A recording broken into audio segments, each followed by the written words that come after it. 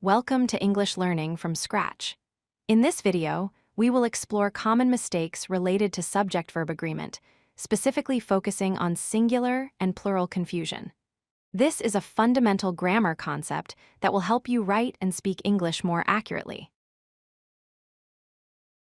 Subject-verb agreement means that the subject and the verb in a sentence must match in number. If the subject is singular, meaning one person or thing, then the verb must also be singular. If the subject is plural, meaning more than one person or thing, then the verb must also be plural. This matching is essential for grammatically correct English. Let's look at the basic rule with examples. For a singular subject, we say, "The cat runs." The subject cat is singular, so we use the singular verb form runs. For a plural subject, we say, "The cats run." The subject cats is plural, so we use the plural verb form run.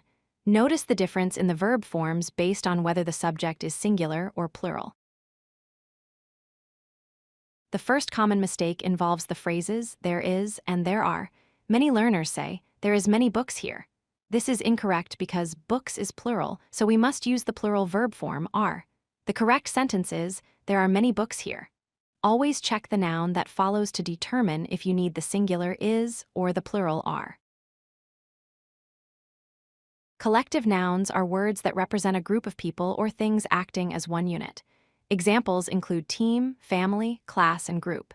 Many learners mistakenly treat these as plural and say, "The team play well." However, since the team acts as a single unit, we use the singular verb form. The correct sentence is, "The team plays well." Treat collective nouns as singular unless they are clearly acting as individuals. Phrases beginning with one of are frequently confused. Learners often say, "One of the boys play football." The key is to focus on the word one, which is singular. Even though boys is plural, the subject is one, not boys. Therefore, we use the singular verb form. The correct sentence is, "One of the boys plays football." Always focus on the main subject, not the noun that follows of. Words appearing between the subject and verb can cause confusion. For example, "The list of items are long."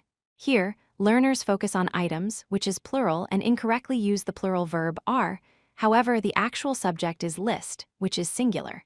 The correct sentence is, "The list of items is long." Always identify the main subject first and ignore descriptive phrases in between.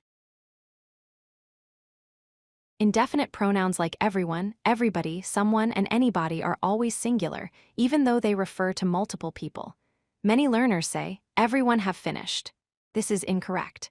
The correct sentence is, "Everyone has finished." Remember that these pronouns take singular verbs. Other examples include nobody, anybody, someone, and anyone. These always use singular verb forms. The phrase neither nor connects two subjects. When the second subject is plural, the verb agrees with that plural subject. For example, learners might say, "Neither the teacher nor the students is ready." This is incorrect because students is plural, so we need the plural verb form. The correct sentence is, "Neither the teacher nor the students are ready." Apply this rule. The verb agrees with the subject closest to it. Let's review the quick fix checklist to master subject-verb agreement. First, find the subject by ignoring words in between. Second, match the verb form to the subject. Remember, singular subjects take singular verbs and plural subjects take plural verbs. Third, pay special attention to collective nouns, indefinite pronouns, and special phrases like one of and neither nor. Finally, practice daily by reading sentences, spotting agreement errors, and correcting them. With consistent practice, subject-verb agreement will become automatic.